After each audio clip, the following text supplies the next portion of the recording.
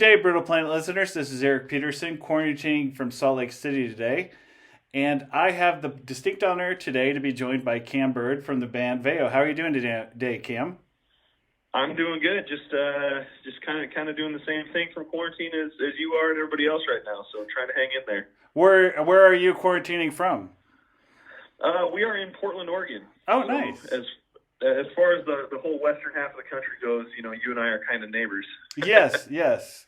But I think you guys are taking quarantining more serious than we are. I would probably guarantee that that's the vibe of Portland versus the vibe of Salt Lake City. Yes.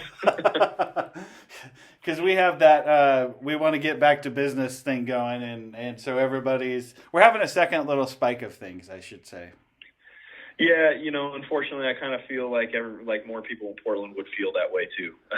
My own personal opinion, yeah. But it is what it is, and we're just trying to make it through, and release a new album in the middle of this whole thing. So nice. And so you guys do have a new album coming out. Before we talk about the new album, though, I wanted to get you to tell us a little bit about you guys.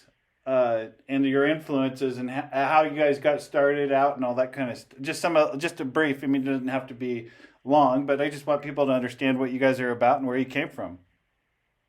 Sure. Yeah. So we're as we said, we're based out of Portland here, and we've been a band as this band for about 4 or 5 years now. And the reason I say we've been this band is because my brother is our drummer, and we've been playing music together, since we were little kids and had multiple bands together. So, but as Veio, we've been together for 4 or 5 years. We have one previous full-length album out that we put out a little over 3 years ago now. And we've just been grinding ever since, touring, recording this new record for the last year and a half, and a lot of our influences come from, we come from the prog world. A lot of the bands that we listen to personally are a lot of prog bands. But I also grew up listening to, I started listening to rock and roll earlier than most people. Like I was allowed to by my parents, and I was allowed to go buy CDs at Sam Goody in the mall, and growing up listening to, grunge bands and a lot of 90s music, as well as, Jimi Hendrix being one of my favorite artists of all time, and Zeppelin and all that classic stuff too. So, we come from a broad array of influences, but we kind of come from the prog world right now. So being from Portland, not extremely far from Seattle, how was the grunge scene for you growing up? So the grunge scene for me, I was a little too young to really embrace it and to be able to go to shows. Uh-huh. But obviously, liking rock and roll from an early age, it was like, whoa, Seattle's the place where all this is coming from right now. When you got obviously Nirvana and Soundgarden and Alice in Chains, to bands like Mudhoney's from up that way, and just a lot of really good music. I mean, Jimmy is from Seattle too, so I know he's a different era, but a lot of great music has come out of that corner of the Northwest, and so it was kind of like we were the little brother down here in Portland, yeah. But I a lot of the really famous and legendary venues here in Portland, I was too young to go to, and by the time I was old enough, were shut down. So that was kind of a bummer, but that's life. So I mean, I can't leave out when you talk about some of the greats. Heart, and another one of my favorites is almost on the proggy side is Queensryche. Yeah, definitely. Yeah.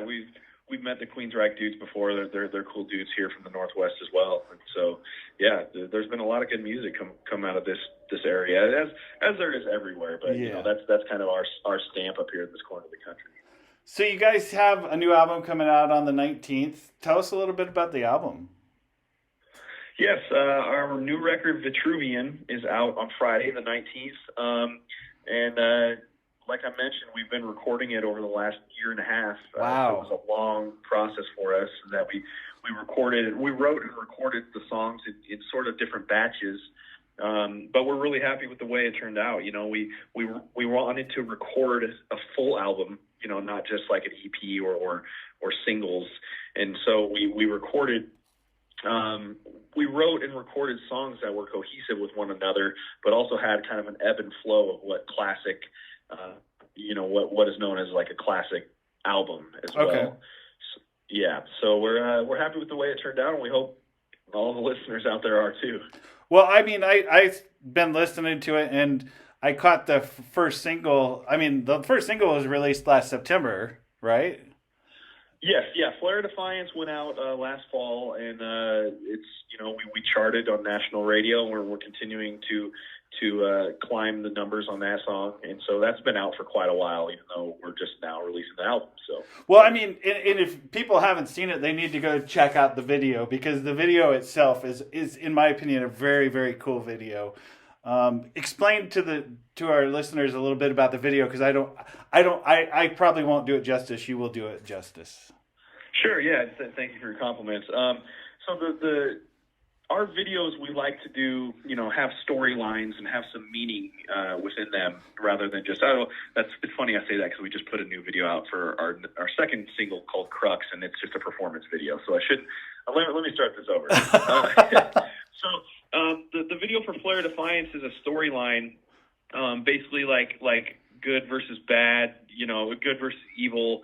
You got a hero in there, which is a guy in our band's storyline that we've developed called the Voyager. Mm-hmm. And the Voyager is like your hero, providing good to the world, a protector, someone who's just looking out for the vulnerable and the weak.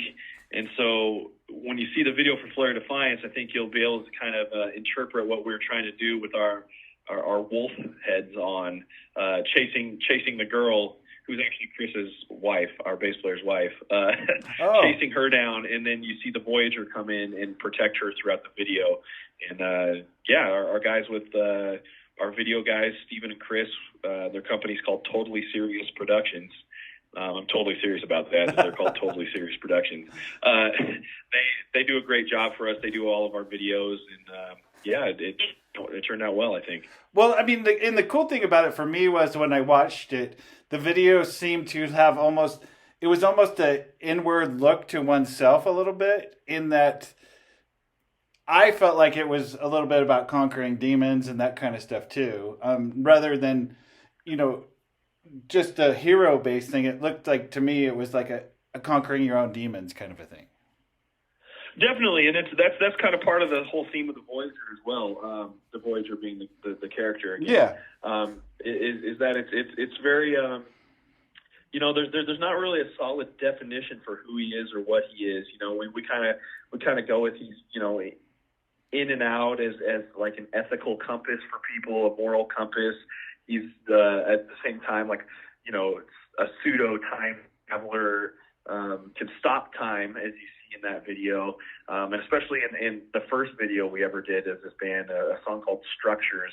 He's in that as well, and he literally stops and starts time in that too. So it's a loose flowing, living, breathing character that fulfills a bunch of roles. And like you said, it is not only just a good versus evil thing, but also like battling your inner demons and being some sort of moral and ethical compass within ourselves too. Yeah.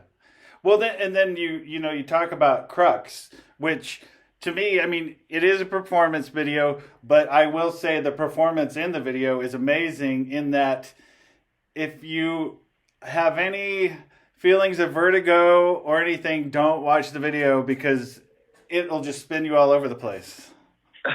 It literally will spin you, because our guys, Steven and Chris, as I mentioned, they had a new camera for that shoot, and it's, for lack of a better term that I know of, it's a 3D, a 360 camera, and so one part of the video literally starts spinning all over the place, and it's a really crazy looking effect, and it's awesome. It is. It's kind of got that fisheye look to it, and then it rotates and it just keeps going, and then it goes different directions, and you don't know where you're going.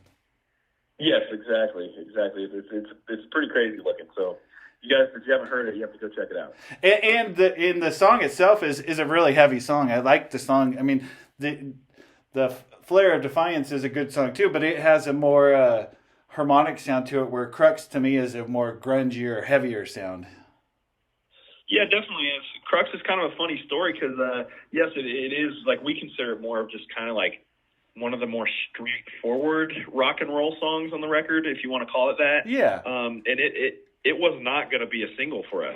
Like, us as the band, we were kind of like, yeah, this is a good song, but it's going to be an album song, right? It's going to be an album track, like just a kind of a filler to so that we can create this full length album. But you know, as the song developed and was approaching the finishing touches, our producer and engineer Steph and Wes, who plays guitar with us live, and some of the other guys around the studio complex that we record at, like, you know, caught wind of it and are like, you know, no, they're like, I think you should go with this one as the next one, really, because, you know, the song you're thinking of doing the single for is definitely single worthy as well, but they're like, no, I would go with this. And so it was kind of weird. It took some convincing for us to do, but you know, we sent it to our label guys, and they were like, yeah, I think this could, like, we were thinking the other track too, but maybe we will roll with this one. So we ended up rolling with it, and you know, it's been getting good reviews, thankfully,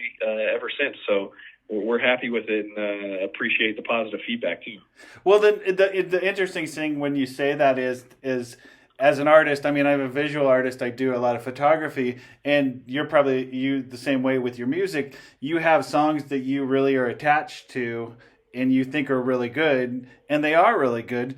But then when somebody from the outside looks in, they don't see what you see because you have that history behind that.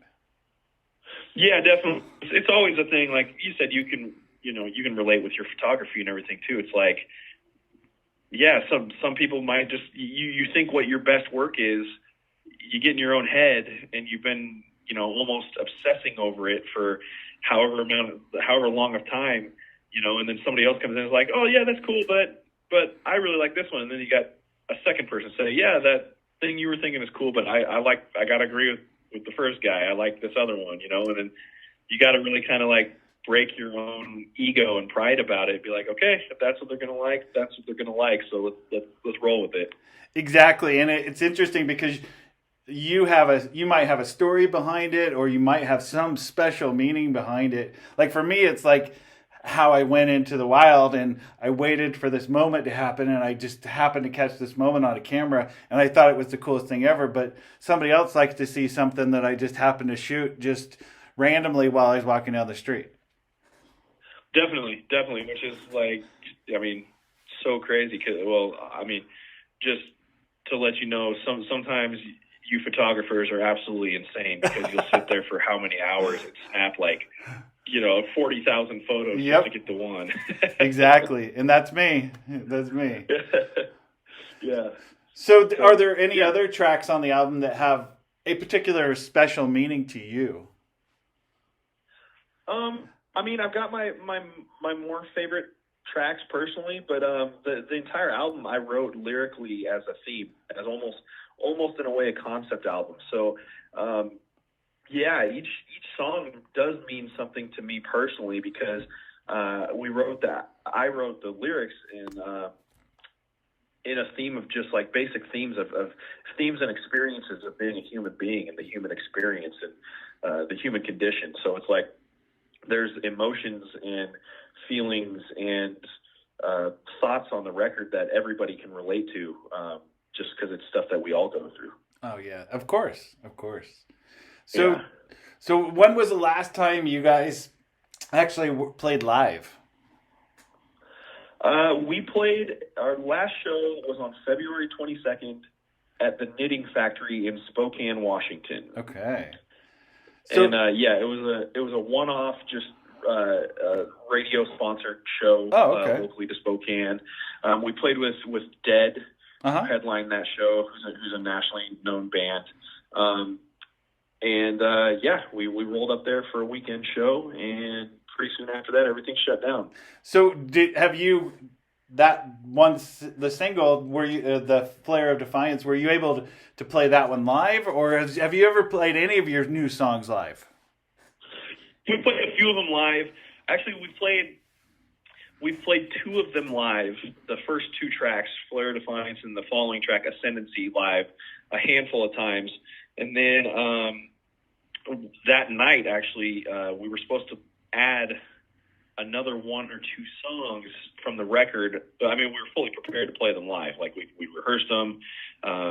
We were feeling tight with them and everything. But as we were going on stage, funny enough, everything that could have gone wrong that weekend went wrong. And as we were walking on stage, all of our systems on stage just like would not work, even though we sound checked, we tested them, everything. So our in-ear monitors weren't working. The whole electronic system that goes with that had just malfunctioned somehow. And so we spent the first 10 or 12 minutes that we were supposed to be playing trying to figure that out. And we the house sound guy ran down and was helping out. Guys from other bands were trying to figure it out and everything. And so we got about halfway working and enough to, but because those were our two new songs that we had never played live before, we're like, okay, let's cut those just in case we kind of mess up and aren't as sharp on them as we think we are. So okay. Yeah. Well, it's too bad because I mean the new album's great, and it'll be interesting to see what songs you decide. I mean, fit your set list live. Yeah. Thank you for your compliments too. But we hope there's a couple songs on there that aren't necessarily what would be considered like a radio song or a single or whatever you want to call it that we are planning on playing live just because. Nice. We feel like it's going to be a good vibe live, and they're more of our favorite songs anyhow. So you guys have played with or toured with bands like Seether and Tremonte, and then gone into the mix and toured with bands like Starset. Do you guys manage your set list based on the bands you're touring with? We have before, yeah. But the main thing is how long of a set do we have? Okay. So we'll have our go-to songs always ready to go. But if we happen to get a longer set, as an opener, like we'll be like, okay, let's open the set with this tonight, and add an extra song in there just for fun. So yeah. It kind of depends. But yeah, we have our solid go-tos that we continue to stick with too. And how was it being on tour with like Mark Tremonte and those? Oh man, like everybody's been great. The rock and roll world has this vibe of like, they're a bunch of hard ass guys, and they're tough and everything. But like everybody's so nice. Mark Tremonte is like the most down to earth guitar god that you've ever come across. He was in one of the biggest bands in the world for their time, yeah, for their decade, and he was like the most down to earth, nice guy. Just like you could pop in and just talk to him, like you'd known him for years, and he'd invite you out to dinner afterwards. And so, the Seether guys were rad, the Starset guys are rad. I just hung out with them when they came to Portland in the fall. Kicked it with them a little bit after the show, and yeah, so everybody's been great.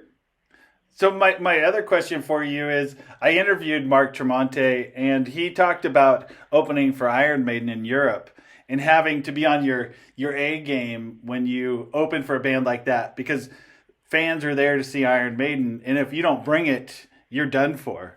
So passing that on down to you guys, what does it take to open for a band like Tremonte, and what do you have to know when those fans are there to see them too? It's just, we try to bring it every single night. We want to be our best every single night. And so like within that, my personal mindset doesn't change. Okay. But at the same time, we're aware that like, we're not the band that everybody's there to see. We hope to gain fans and we hope people like us, but since we're not the band that everybody's there to see, that's why we have to be on top of our game and yeah. stay sharp and just you know, even if you're not really feeling it that night, you have to fake it. You know, you have to bring the energy. And it's just one of those things that, like, you know, fortunately, we've been able to gain a lot of fans from touring with bands like that. And, you know, people come up to us after the show at the merch table and say, you know, hey, I've never heard of you guys, but I like you guys. Like, can I buy a CD and a T-shirt? Or, you know, a lot of times people will also say, hey, I'd never heard of you until I saw this concert bill, and I've been listening to you guys for the last week. And I told my friend about you guys, and they came to the show with them, and we really like you guys. So, you know, that's the upside to playing with bands that have their name out there. Yeah. You know, much bigger than ours as well. So yeah, it's always a fun experience and rewarding as well. Looking into the future, what would a dream tour consist of? Who would you like to tour with, learn from, share the stage with on a tour? So I've got like my dream tours of like bands that I'm just fans of that I'd want to go out with just because, you know, I'm just a fan. Yeah. But then there's also bands that I'm fans of that are more realistic for us as well, in terms of like, you know, newer bands that we would fit well with on a concert set or on a concert bill. And one of those bands would be like Nothing More. Yeah. You know, they've blown up over the last couple of years, and I really like their music. And feel like we'd fit well with them. But then also, like like I was saying, on the classic side, I would love to tour with bands I'm just a fan of, like Meshuggah. Oh, or, yeah. There's always Tool, because, you know, they're at the very top of the game.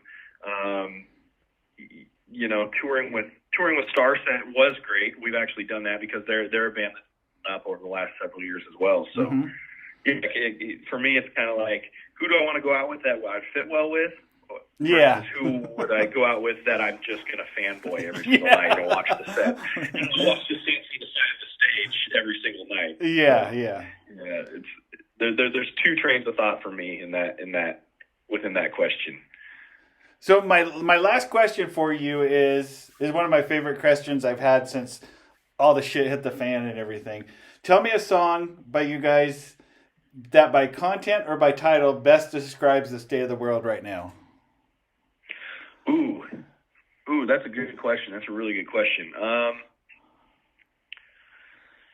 I would say, well, Flare of Defiance. It's already out there. Ascendancy, the following track, as I mentioned, would be good.